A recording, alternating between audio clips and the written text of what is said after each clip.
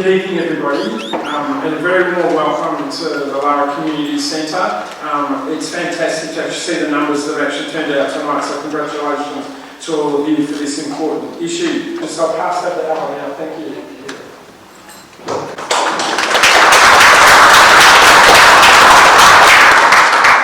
Good evening, everyone.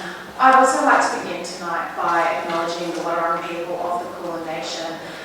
We live in a spectacular part of the world, and I want to give my thanks to the Lara people for their many thousands of years of care for this beautiful country, and to pay my respects to their elders, past, present and future. Thank you to Anthony for that introduction and for being a great host this evening. And thank you so much to Barry, Mike and Roger for your contributions tonight. It's been really great to hear. I've heard it many times before from you about some of the history of Serendip and some of your own involvement and your own stories about Serendip. But I think it was really great for everybody here tonight, how special Serendip is to you, and that was an excellent overview of the different ways in which you've been involved in Serendip over the years, so thank you for that. I think tonight is a really remarkable example of the community's passion for Serendip. Serendip is a really special place for the Lara community, and one thing that I think is really special and something we should treasure is how important Serendip is to the community. I think local residents in years past have had a lot of pride in Serendip.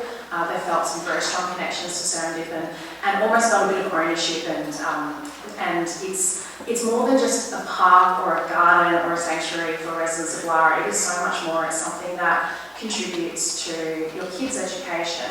It's something that really enriches the fabric of your lives. And tonight is another great example of how important the Lara community values, how much the Lara community values Serendip by the fact that so many people have come along and attended tonight.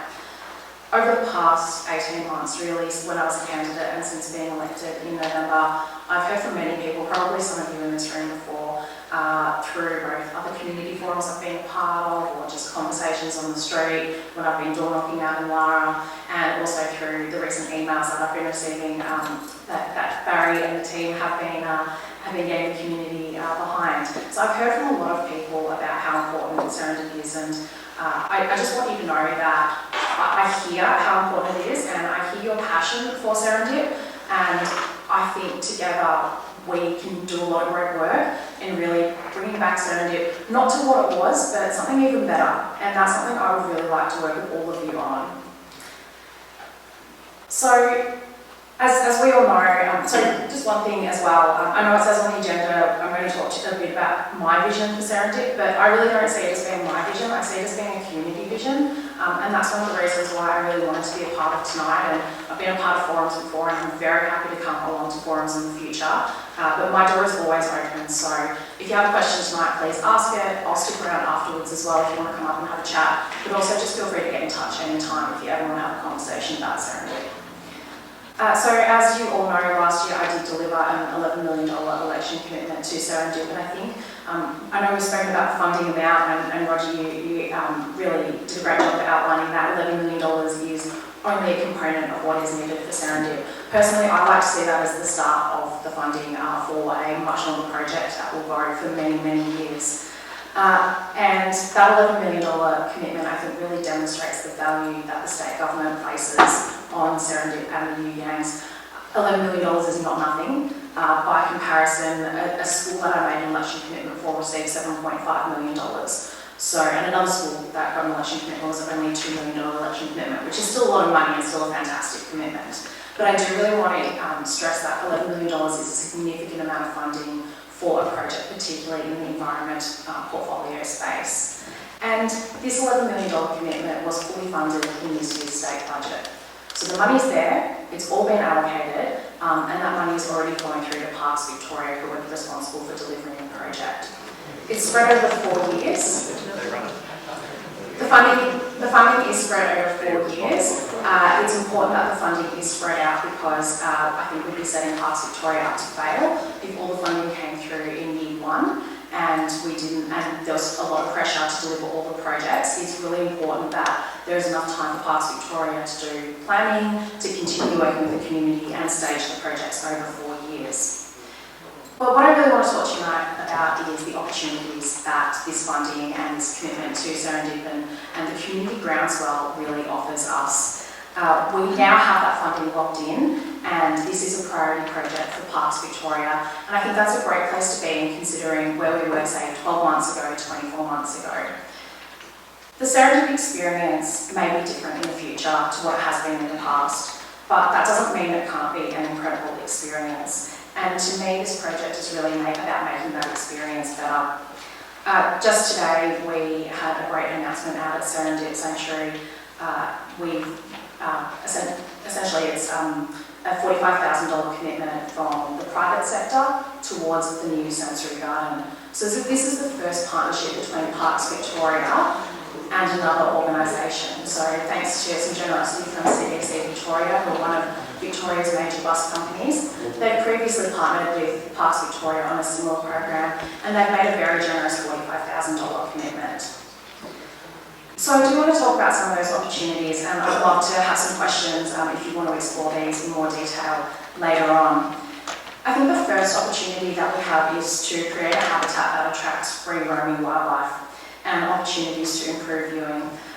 What do I mean by that? I mean things like cleaning up Serendip so that it is a nice, comfortable place that birds actually want to fly into, improving the water systems and the water qualities. If you've been to Serendip lately, you might see the pond at the front near the visitor centre. It's pretty stagnant, it's pretty gross. I'm not a bird, but if I was, I probably wouldn't want to spend much time in there. So really looking at improving water quality across Serendip, I think is going to be incredibly important. Other opportunities are things like improvements to the walking trails around, looking at putting some vegetation around the walking trails that will attract wildlife to come, and planting plants that birds and animals want to eat. There's opportunities for new hides to facilitate viewing, including all ability access that we've spoken about tonight. Viewing areas can be managed better to have water and shade and grass to encourage the wildlife to stay in those viewing areas rather than wandering off. A new deck in the wetland area for the wetland walk for enhanced viewing. And we've spoken a little bit about tonight, and I think it might have been in your presentation, Barry, about some of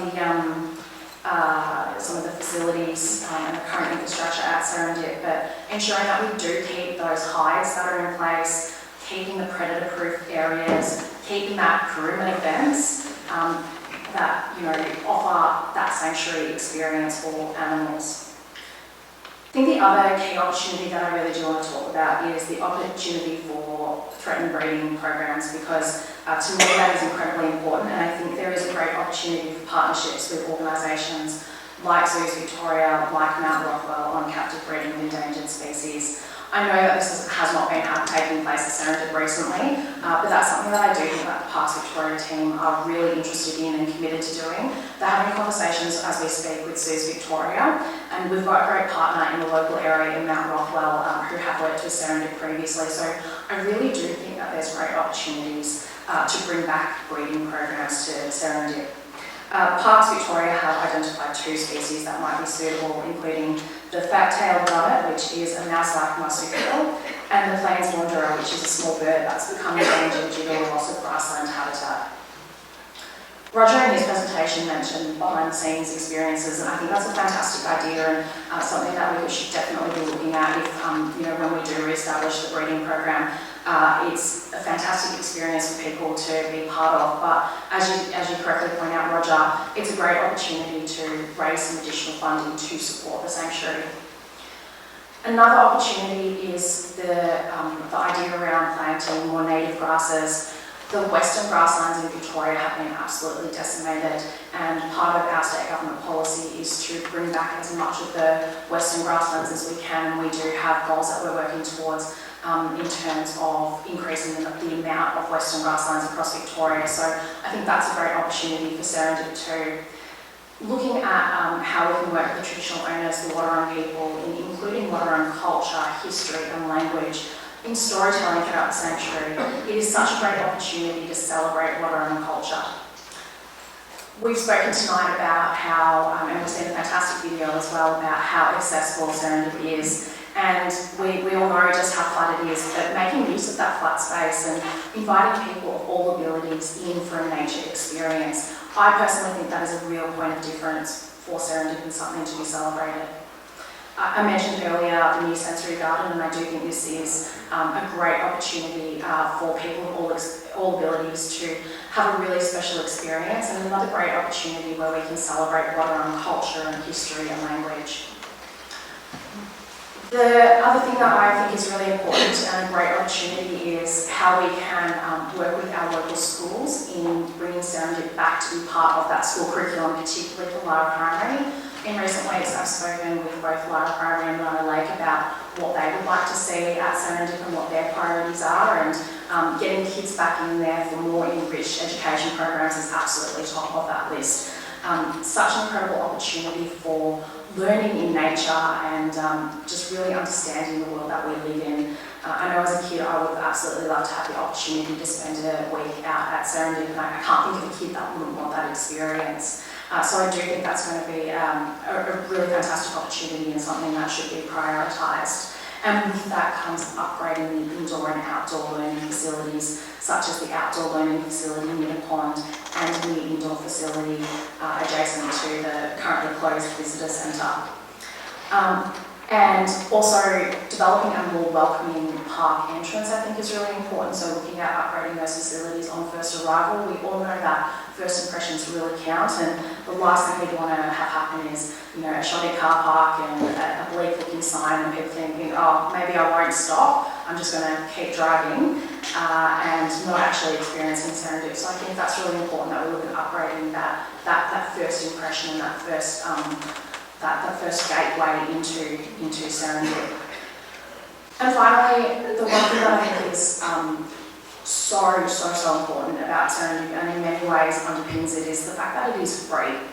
It is free to access. It's not like a zoo where you might spend $20, $25 on a ticket, or it could cost quite a lot for a whole family to go on a day out. It is free to access. It is incredibly important that this is preserved, and that's something that I'll always commit to doing as a local member of Parliament. So I guess in a nutshell, those are the opportunities that I see for Serendip, and I've spoken to many people and a lot of these things have been raised, but I'd love to hear from you as well about the opportunities that you see or that you think should be prioritised. I do really want to quickly touch on the U-Gangs, and there's one key opportunity that is really emerging in the U-Gangs, and that's the facilities around the mountain bike riding areas. On any given weekend, there are hundreds of kids from right across the region coming up to the U-Gangs for mountain biking. They are brave. It's not something I would do, but the facilities up there are really substandard. I'm definitely not brave enough to check out the toilets, but they are pretty old and gross, and would not be, not particularly friendly.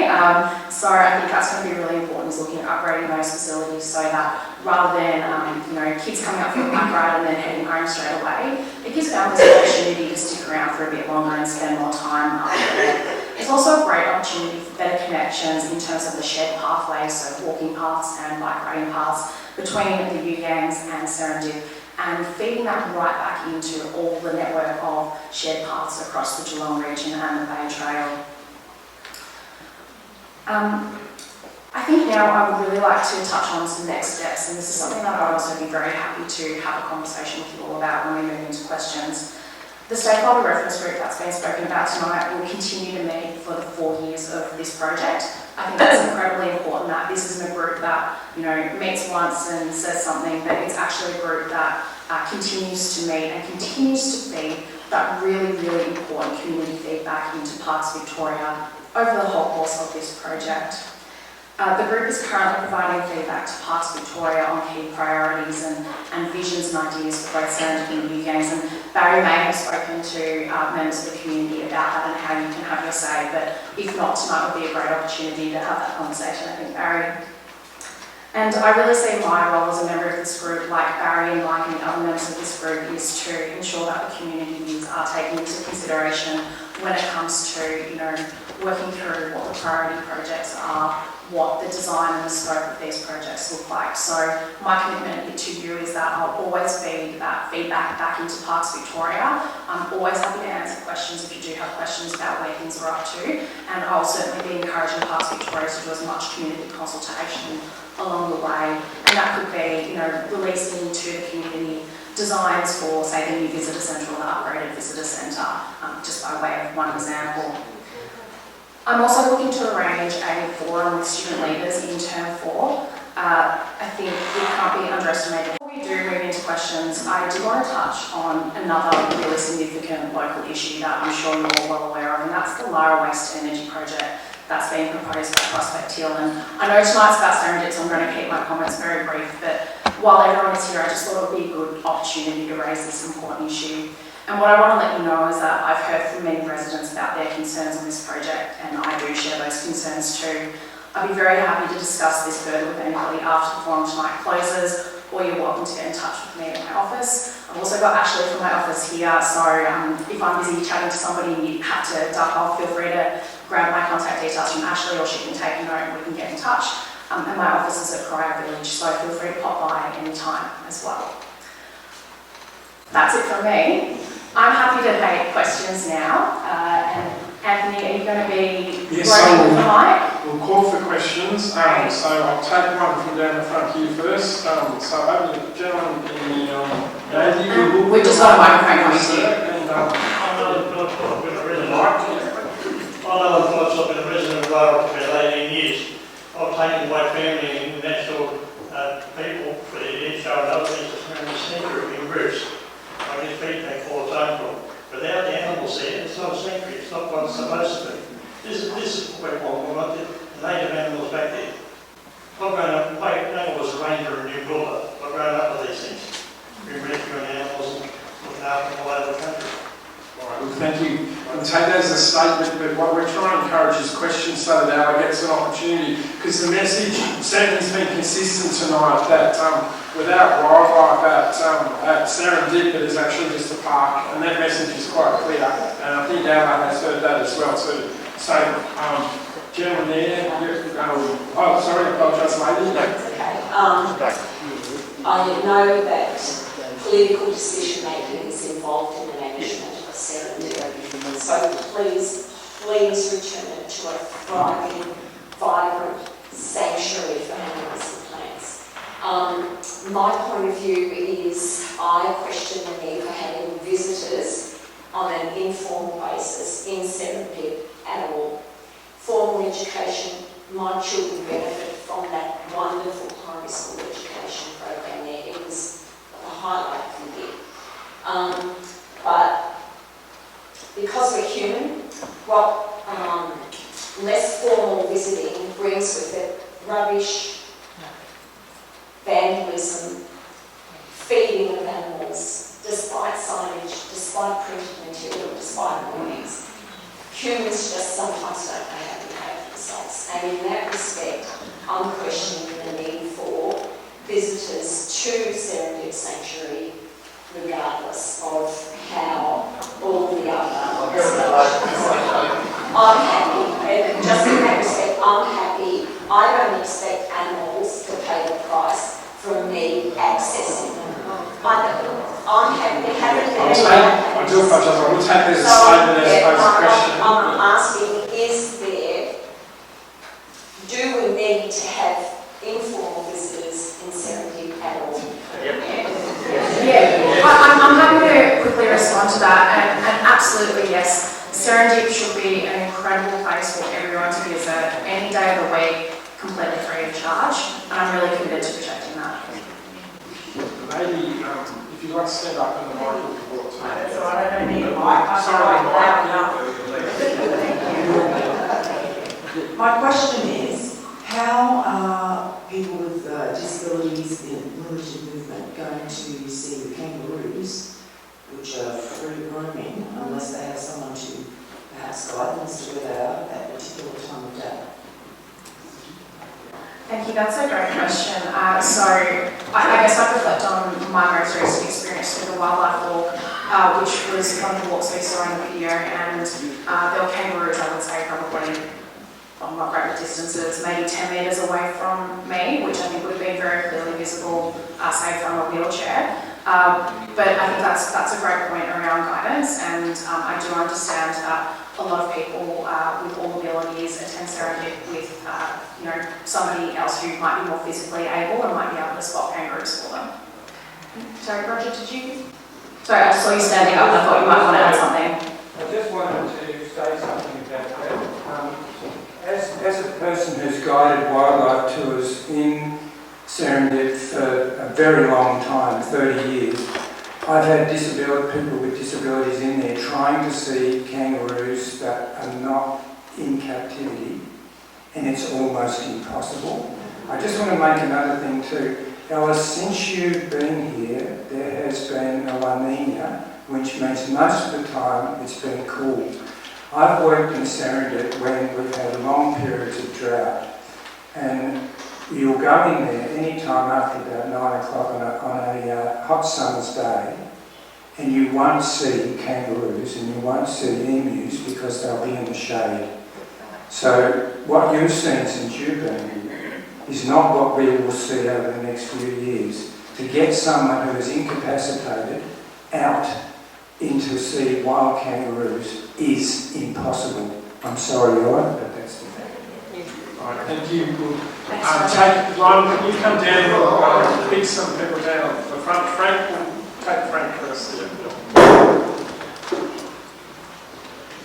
Thank you. My name is Frank Charlotte. I'm a local resident and a member of the Lara Care Group.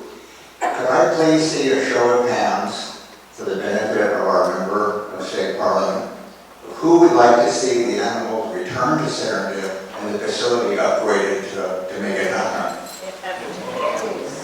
Please hold in mind. Everyone. Thank you.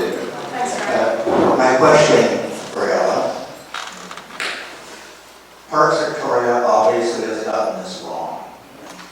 We showed you this at the sporting club, 100% show of hands. We showed you again tonight. There's nobody that doesn't want it. You ran on this as an election item. That's right. I know you did because I asked you, and so did some other people in this room. And that's not the position you're supporting from what we've seen. So my question to you, and everybody needs to make a very careful note of Environment Minister Ingrid Stitt's email address on the bottom left-hand corner. She is your hope for getting the animals back, not necessarily some of the people here tonight. So I want you to know you need to write her with a heartfelt message like this gal just gave you, and that's how it's going to happen. My question to you, Ellen, is will you aggressively lobby Minister Ingrid Stitt to make Parks Victoria have another look at this because they got it wrong? Thank you, Frank.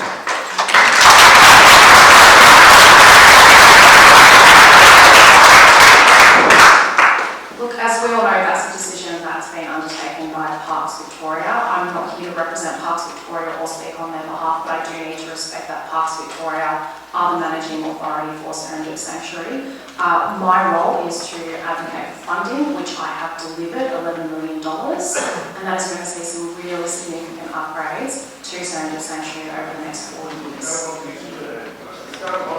So, sir, please allow us to respond to the question. Right, so we'll take another question. So, at the front here, if the lady would like to stand up if you can, and we'll bring you Hello, I'm Julie. Hi, Julie. I've just got three very quick questions that require very quick answers, but I'll just go through 1 to 3. The video that was shown at the start, who owns the copyright for that, and is it available for purchase or for people to buy? The second question... Do you want me to answer that one quickly? No, I'll just go through the 3 questions quickly. There's a large area to the west of Serendip, which years ago, as I understand from the media, was given to the Wathaurong people, and they were going to develop a Wathaurong cultural tourism centre there. As far as I know, nothing's happened from that, and that could be something that could be further developed. And the third question that I had, sorry, I put it down here, just hang on a second. Who owns the video? Oh yes, the farmland north of Serendip. You were talking of walking trails between the Yuyangs, or trails connecting the Yuyangs and Serendip. I know from personal contact with some of the farmers in that area that their land is already under contract for future development by developers. Okay. Thank you. I'll just quickly run through those. So firstly, the video, I believe it is past Victoria's. At least I've seen it online before, so it might be available online. It's on YouTube. Fantastic. It's on YouTube, so consider that publicly available. With regards to the land to the west being given to Lara for a cultural heritage centre, I'm not aware of. You're aware of that, correct? Mike, please. Yes, there was a proposal at one stage for them to be given land to the west, which is the Windermere Forest Road corner.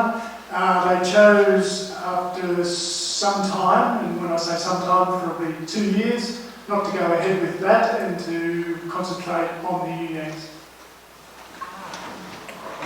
Thank you, Mike. I can trust you know plenty of answers to these historic questions. And with regards to your third question around the farmland to the north of Serendip, look, I'm not aware of private sales between, say, farmers and developers. I'm not aware of that. Sorry, put that in. I might be able to help you there, Lara, as the councillor. There are certainly no plans to turn the land north of Serendip to the Yuyangs into residential. So farmers are actually saying that it is not true. Developers certainly are speculating and trying to purchase land, but council and the state government have actually just developed it's called the Outlaw Growth Corridor, and it actually entrenches the green wedge between Melbourne and Geelong.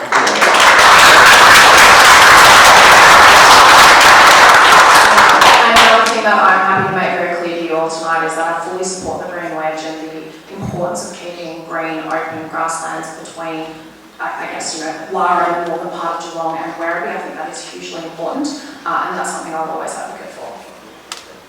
Yeah.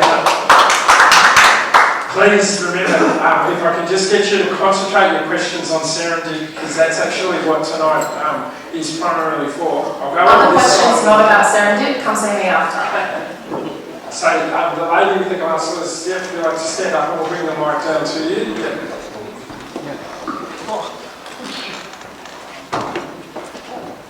My name is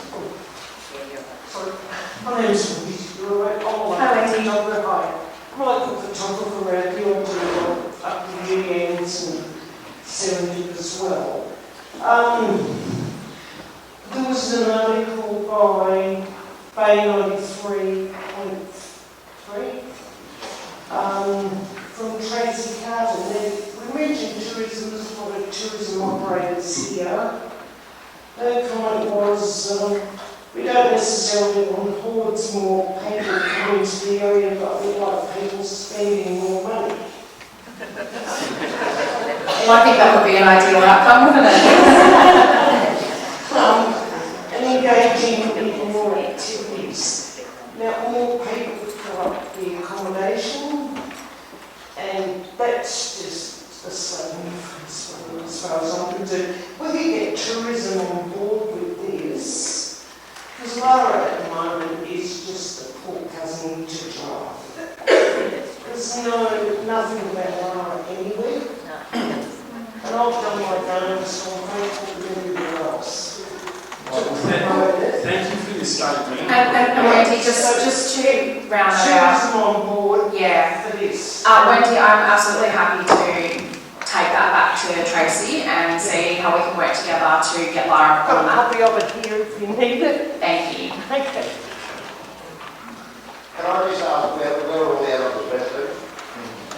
Yeah. Why do you know that? No, I know nothing about that. I've tried to find out, and we've no answers by part. Yeah. I understand I sorry. do apologise. We had no gentleman with the... Can I respond to that quickly? I understand some of the animals are at Mount Rothwell, which is another sanctuary.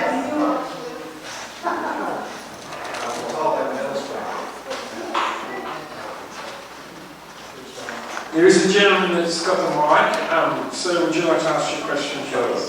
Probably won't get it back, but I'll answer it. So I'm Steve, I've lived in this community for about 30 years. Visit Anna's Cafe quite regularly. It's so good. It is. People worry about the name of Lara, just like I call it, Lara. Gives it a bit more posh, that sort of thing. But I haven't heard that one before. But with Serendip, I like one of the things I said there to bring tourism in. I think it's great. What I don't like to hear is that basically we're still handing back over money, quite a lot of it, to Lara Parks Victoria Group. Quite frankly, their stewardship on both the U-gangs and Serendip has been, well, some would say rather lacking. And I also agree with the toilets. They talked about it at the U-gangs. Yeah. Because I went there one time, I climbed the hill, I was ready to go before I went up the hill, before I went up to the top of the U-gangs. Yeah. Definitely wanted to go when I got to the bottom, but the toilet was shut. The other toilet over at, the Big Rock, which is excellent spot, fantastic, shut. You could, you open it, but it's all full of toilet paper, it wouldn't flush. And I'm saying Parks Victoria is supposed to be managing this. What's the experience for the people there? And I can see the animals' experience because they leave little sort of tartars and things lying around on the ground, so they're right. But the rest of us, we get arrested for that. So I'm just concerned that we're handing a lot of money back to people that didn't seem to understand how to manage it properly. And what guarantee are they going to put in place that it's going to be spent properly and who's actually auditing them?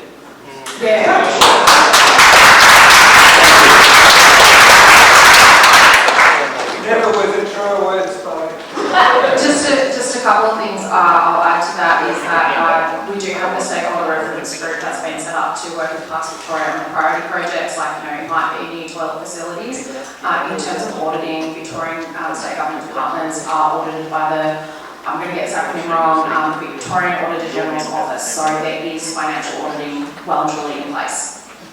Yeah, we are getting close towards our original conclusion time, so I'll ask you please make a quick question because we actually want to hear Ala's response. So I'll go back up to the room. The lady, yes, with the glasses and the watch, and keep going. You go first. Go on. I'd just like to clarify what the plan is at the moment. So is it just some gardens, wider parks, and some emus or kangaroos that haven't died? Is that how it stands at the moment? No, I think it's important to note that the priority projects are still being worked through, and Barry, Mike and others on the stakeholder reference group along with me are looking at that right now, and we're feeding back that information about those priorities to Parks Victoria. I just mean in the plan that was on there about what was agreed to. Yeah. So in the master plan, there's a whole series of priority projects, and we all know that's going to cost more than $11 million in funding. We're all very well aware of that, but the $11 million is a fantastic start. So we're starting to work through prioritising different projects. It could be upgrading the toilets in the U-gangs like we've discussed. It could be pardon me? It's $5 million. Maybe so. You guys deliver. And that's actually a really good point, because as Parks Victoria work through the priority projects, they're also working on costings, so that we can get a full sense of how much these different projects will cost and prioritise accordingly. Let me respond to that, because I'm also a representative on the stakeholder reference group, and I must say I'm concerned about the fact that a lot of the criticisms and comments we've made have been dismissed on behalf of the community. So we're not happy to talk about the way the stakeholder reference group has been working to date, and I think there's some really important issues there. We've touched on governance. How's the money being spent? What's it going to be spent on? Is there a set agenda, and are we actually having an opportunity to influence that, or is it, is it taken as it's been presented at the present time?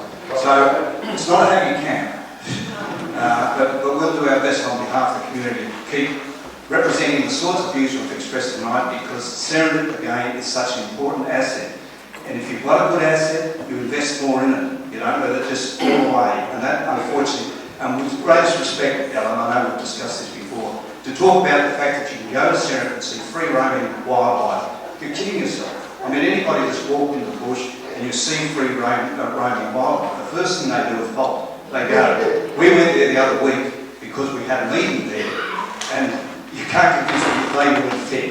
I mean, they were brought close to the area that we were visiting so that people could see them. But normally, if you went there without food support, you wouldn't see them. You know, we're kidding ourselves. Thank you. To get Sarah, if you'd like to stand up, the lady that we offered to.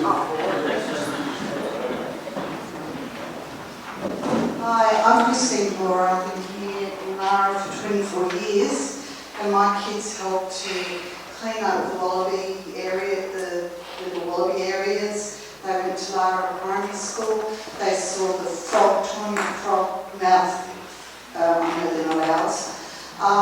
But the pleasure of them going there, and I volunteered to help clean up all the branches and things. The experience was the animals. And the birds.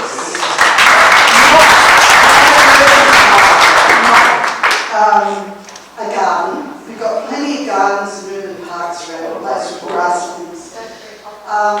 What I'm asking, are they going to remove those cages? Because they're very good fox-proof cages. To put them back would cost a lot of money. Is some of that money going to taking down those cages? So I think you're talking about the predator-proof enclosures, Yes. the quite large rectangular ones. Yeah, there was all these birds in them, and that's what the kids used to see. Busted birds, the emus, all the birds that were in those enclosures.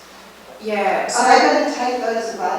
So the predator-proof enclosures, which are quite the large rectangular ones, a little bit away from the wildlife walk, they are staying. Good. And there is, I think, in an ideal world, they'll be reused for threatened species breeding programs. There's absolutely the opportunity to do that. Are all the holes in the fencing around the perimeter going to be fixed? They will need to be fixed if they're going to be used. I know there's holes under the fences. Because kangaroos and emus are just going to jump in and out, and they get their legs caught in the wires and they die. And then the parks don't kill them. They're dependent on the ranger to come around and kill them because they're stuck in the fences. It's really disheartening seeing it degraded down to the point where they're going to make an urban park and a walkway which won't attract anyone. They come for the birds, they come for the animals, and the breeding program is fantastic. Right, thank you. I'll take the gentleman at the back. Oh, no, it looks like we're getting the gentleman. Sorry, wait a while. Hi, Alan. Hi. Simple question. As our elected representative, are you going to advocate for our interests, Parks Victoria, or are you advocating for Parks Victoria's interests?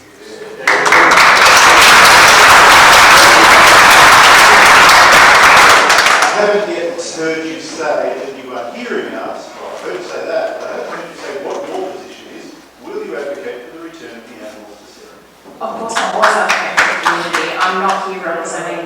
That's not us. Can we allow Lara to answer the question? Because it actually was a very short and quick question.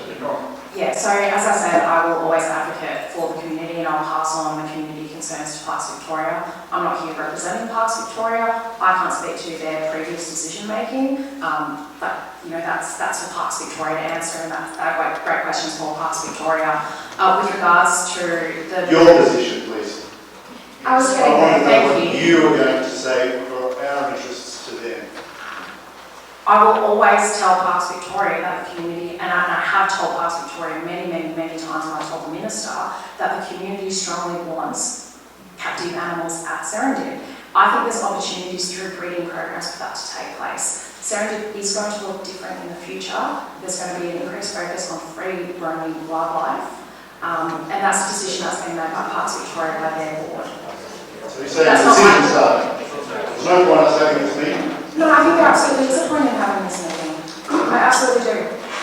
Can I ask the mic to be handed up the back to the gentleman right at the far corner up there, just please. Bill, long-term resident of Lara. Thanks for coming along. I'm here specifically relating to Serendip. So I'd like to know, out of the 11 million over 4 years, what proportion is going through Serendip? And out of that, I would be concerned about the window dressing items rather than the core of animals and the display of animals and the education of future generations into endangered species. So how much per year is Thank you, Bill. I'm going to be honest with you, that's not a question I can answer right now because Parks Victoria are still working through the costings. So part of what Parks Victoria are doing now is there's a survey that's gone to the stakeholder reference group, which I'm sure Barry has mentioned to many of you, that asks members to talk about their priorities and what they see as the important first projects. Parks Victoria, alongside this, are working through costing. So they're going to work out how much will it cost to replace the toilets at the VUNs, how much will it cost to upgrade the visitor centre at Serendip Sanctuary, and all kinds of different projects. So Parks Victoria need to go and do that work, and then come back to us as a community with the different options. Yeah, I should just get a bit slightly out at 9:15. Do you wish to answer more questions? I'm happy to stay. And if anybody wishes to leave now, you are welcome to, because we originally advertised the meeting will go to 9:15, but Lara has agreed to answer more questions now. So those that would like to leave, you're more than welcome.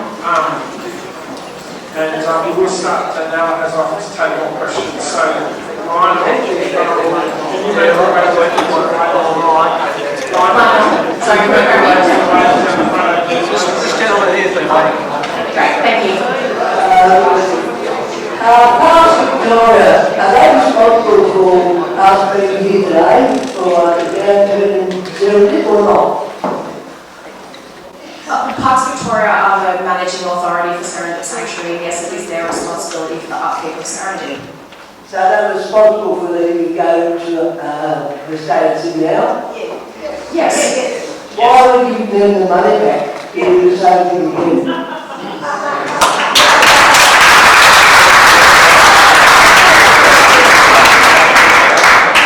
I think what's changed is Serendip is now seen as a priority, and Serendip is now considered a priority project, and I'm really confident that the works will be delivered.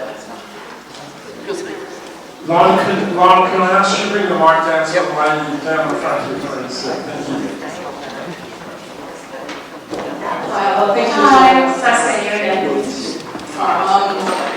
My question is quite similar to the two previous gentlemen.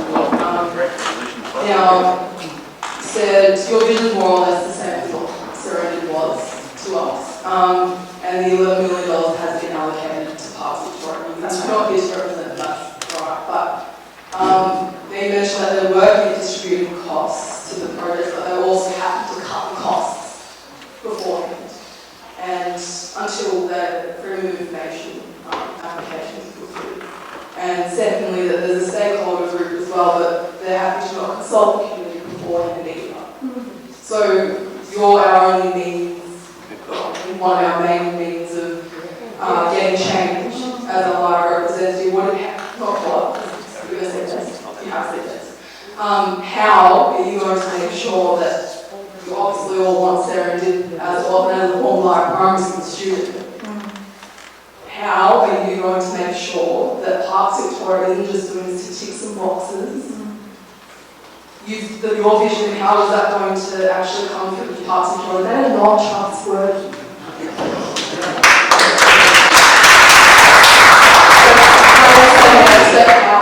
So, I guess the first thing that I do want to point to is the $11 million in funding. You don't get that without advocacy, you don't get that without persistence, you don't get that without banging on ministers' doors and banging on the Premier's doors to get that funding. So I think that's the first thing that I would like to say is that, that's, I'm pretty persistent. I'm very happy to go and advocate for the community and advocate as to why something is needed, and I will point to having success in that area. But this is a really important election commitment for me. I am absolutely committed to seeing its success and seeing it delivered over the course of the next 4 years. Leslie, I want to say something. Parks Victoria aren't interested in the art animals. That's in their charter. And the only way that we're going to get forward on this is if we can partnership up with another reputable area like zoos. Yeah. We need their help. Absolutely. And to get back to the breeding programs, parks look after the shrubbery. Yeah, and Parks Victoria are already having conversations with Zoos Victoria, and I think that's something that we'll be pushing through. Barry and Mike, I hope you'll be partnering with me on this, but we'll be pushing that through the stakeholder reference group too. It's very important. I agree. Thanks, Lara. Look, we're coming towards the end, but I'll quickly ask you a question down the front. Yeah? Thanks for doing this, Ella. You said earlier that volunteers in the Lara community kind of quite rightly feel a little bit of ownership of Serendip, and I would say too right, we do. These people have volunteered an absolutely huge amount of their personal time to the upkeep of Serendip, in spite of Parks Victoria quite often, and it is public land. So we do feel ownership of it. I think that's because we are the owners of this land. There is a management group which is run by state government, which you're a member of, which is not doing a very good job of managing it. So I would just say, you know what, they're wrong, we're right. Please, sorry, this is not a question. Please, do better. Look, don't apologise because there's actually been lots of statements made tonight. And the reality is Ella is listening to them. She's actually here. Ella could have chose not to come tonight, but I think she respects the significance of the issue. And look, how tonight came about, Barry asked me if I come to a Lara care group meeting, and I said, sure Barry, but why don't we invite the community and have this conversation? And I'm glad we did that. We've got a lady up the back with the mic. We'll make this the second last question. And I'm happy to stick around for more questions as well. You called me a lady. Good evening, my name's Maria. We all know that the main attraction for families, visitors, school students who have come to Serendip has been the wildlife viewing experience, primarily along the wildlife walk. As we heard tonight, most of the native birds and animals have been removed. Why is this not your main concern rather than a sensory garden, particularly when Lara already has the Kevin Hoffman walk, which will provide the same experience? Thank you, Maria. I think there are a number of opportunities for Serendip. I think the sensory garden is one of them, but it's not the #1 priority. I think there's lots of different priorities for Serendip and lots of different opportunities. I'm not here to say that the sensory garden is the first project that should be delivered or that it's the most important project. It is one of many projects that can be delivered through this master plan. I'll do one more question. Two more, because we've got a microphone here, and then to you, sir. You're next. Lionel, can you pass the mic to the gentleman standing, please? I won't need the mic. My name is Kaz. I work for Parks Victoria. I work for Tourism Victoria. I know for a fact how Parks Victoria has always made Serendip the second-class citizen in this arrangement. One of the disadvantages of funding that they have for the UYANs and Serendip is that it will all be soaked up by Serendip, while Serendip by the UYANs, while the UYANs talks about bikes running through the park, which is great for bikes. And all the huge number of people that have come to the UYANs that talk about 10 times what it used to be, visitation, the toilets, everything like that should have been managed years ago. The fact that they are now in the state they are, that all they're going to spend that $11 million on is going to be toilets. I can tell you that. Right? And it's all going to get soaked up by the unions, and Serendip will be the second-class citizen again in this. And talking about a sensory garden or all the bushes and everything like that, and the wonderful things you're talking about, what can happen down the track, you know, we had it. It's gone. How soon are the animals going to be back? You know, we're talking 4 years for this particular type of funding, and then how much more funding and how much further down the track?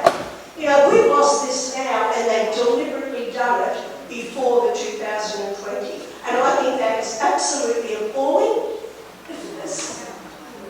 We've had the same situation. Parks Victoria always had a difficulty with what they actually do. They manage national parks. Sometimes they don't know whether they want visitors there or they don't. Some of them would prefer to just lock them up and protect it all with nobody there. Dealing with them has always been very challenging. Trying to organise things 2 years ahead or whatever. So, you know, this is nothing new. And so I ask you, please, as our advocate, to do something.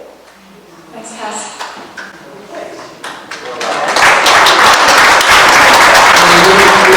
Last question now from the gentleman. Thank you.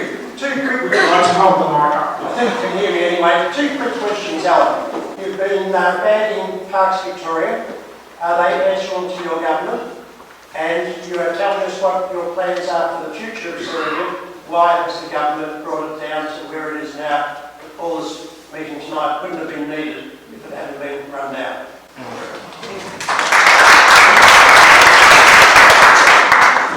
Parks Victoria have their own board, their own CEO. Yes, they... Sorry, answerable to your government. They don't operate independently, do they? But I don't believe they are structured as an independent authority, but they do have their own, you know, they've got their own board, they've got their own CEO, they've got their own decision-making processes. You're not going to give a proper answer, don't worry. Are they still a statutory body within the Victorian government? I'm not 100% sure, and I'd have to check that for you. But I'd be happy to come back to you on that, Cass. Are they under, what's it now? All right, thank you. Thank you. Alex, do you want to make any final? Yeah, sure. Thanks, Anthony. I guess the first thing I'd say is I'm very happy to stick around a bit longer if anybody did have a question that we didn't get to tonight, or if you wanted to ask a question or talk about anything that's not related to Serendip. So please come grab me or have a chat with Ashley as well. She's here too. I guess I just want to say thank you to everybody who has come out tonight and shared their views with me. I really do appreciate it. I'm hearing so much from the community about how important Serendip is and how important the animals are, and I do want you to know that I've heard that loud and clear from you, and these are views that I'll always take back to Parks Victoria and to the Minister. So I think I'll leave it there because I'm conscious we're running out of time. We've already run out of time, but thanks for having me tonight, and I'm very happy to have a chat before we finish.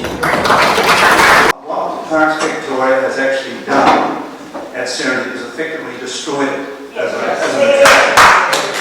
It's been so important for families, for tourism, for the school program, and it doesn't matter how you window dress it.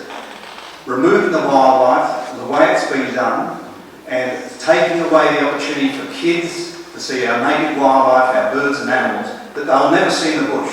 And they're unlikely to see again because a lot of those species we've been talking about tonight are close to extinction. They're going to disappear. So I'm really quite concerned that we're not really making much progress here. Parks Victoria, as far as I'm concerned, and the interchanges we've had with them, they're not going to change their position. They have a set agenda. It hasn't anything to do with wildlife. If somebody comes along and says, look, we'll look after the wildlife, it may happen. But unless Ella, as our representative, really pushes that opportunity, that we need a partnership, we need somebody who knows how to manage wildlife, husbandry, conservation, general management. Unless that happens, I'm afraid that Serendip is doomed. It's just going to be a fun park, and it's a small replica of the unions.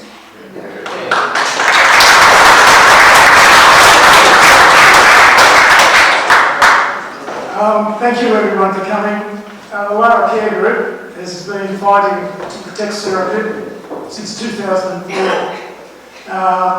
We kept the developers at bay by having a 200-metre buffer. I was actually working for Parks Victoria at the time, so I wasn't part of it. And kept the developers at bay with a 200-metre buffer. Then we fought off a fire station, which we didn't want disturbing the displayed animals. Well, that was really a waste of time now. So I spent 20 years there, and I know how disappointed you are. Can you imagine how I feel?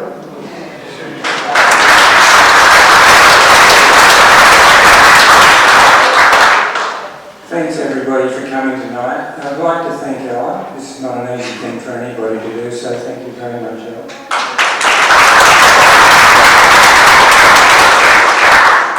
I don't think this has got much to do with Ella George. I think it's got to do with the government that doesn't really appreciate wildlife and doesn't really appreciate you. I just want to quickly go back to 2018. How many years ago was that? 5 years ago? Where I heard something that knocked the living daylights out of me, and the words were from a person who worked for Parks Victoria, was we are going to have a community consultation process about the UYANCs, which we've been pushing for some time. That staff employee who is still working for Parks Victoria said, when I asked that person, I said, is the community going to be involved? And he said to me, why should it be? That's what Lara Care Group has done. We've managed to get you up there. Now, I'm not going to go through the entire process, but I will never forget that person saying that to me, because I said, you're not going to get away with it. Yes, thank you. The community needed to be involved.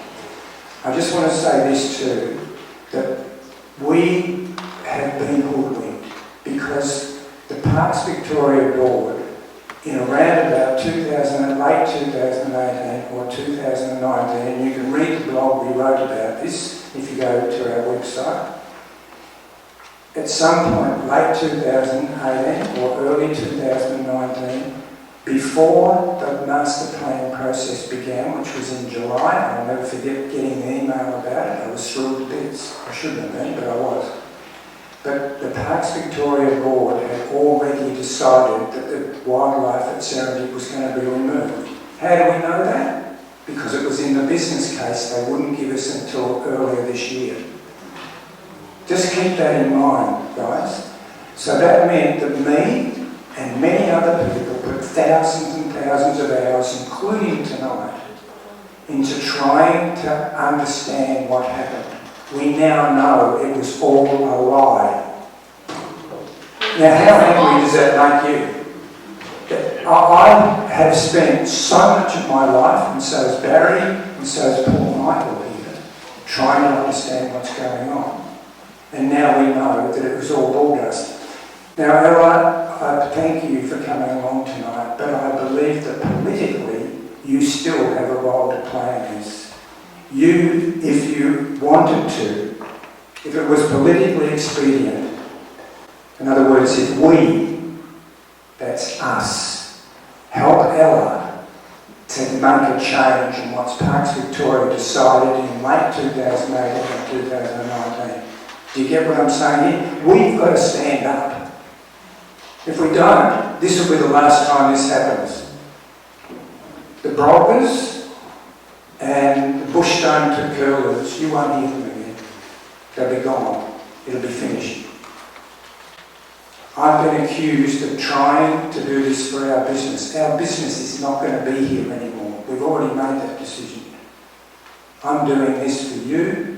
Barry's doing it for you. Mike's done it for you. You're here tonight. Thank God you are, and thank you very much for you coming along as our Deputy Mayor. And I know you've done a lot about this out there too. We've got to do this together. We've got to support Ella. We've got to stand beside her, put her up on a pedestal and say, Ella, go and bloody do this. Okay? Thank you. And thank you for your questions.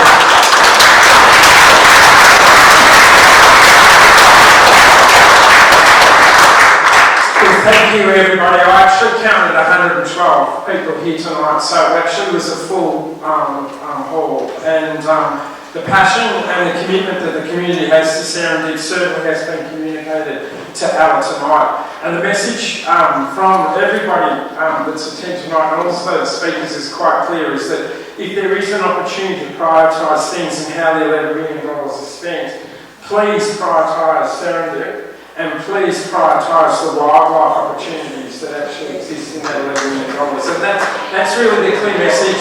And Lara has listened to that, and we have to watch with interest, but as Roger has said as well too, we have a responsibility as a community to continue to lobby for that as well too. So thank you, especially to Lara tonight, for making herself available to actually see firsthand the community's passion and commitment towards the project.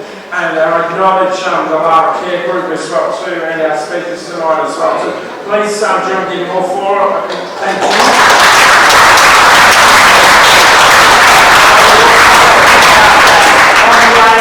If you do have the capacity to make a donation, there actually is a small tub out there to do that. The reason being is because this event was actually funded and supported by the Lara Care Group, which is a community-based organisation. So if you can make a donation to help contribute towards tonight's meeting and future meetings, please do that as well. Just a final comment. Next week we're having another meeting on where we've got to put forward views about what the community is looking for with Serendip. It'll be much the same as far as we're concerned with what we submitted in 2019 and 2020. So please, if you've got particular views and comments that you want to make, come through on our Facebook site, and we'll be more than happy to talk to you, or if you want to put forward a small submission, we'll be happy to take that forward. So once again, thanks to everyone, thanks to Ella in particular, and to Anthony, great for the meeting.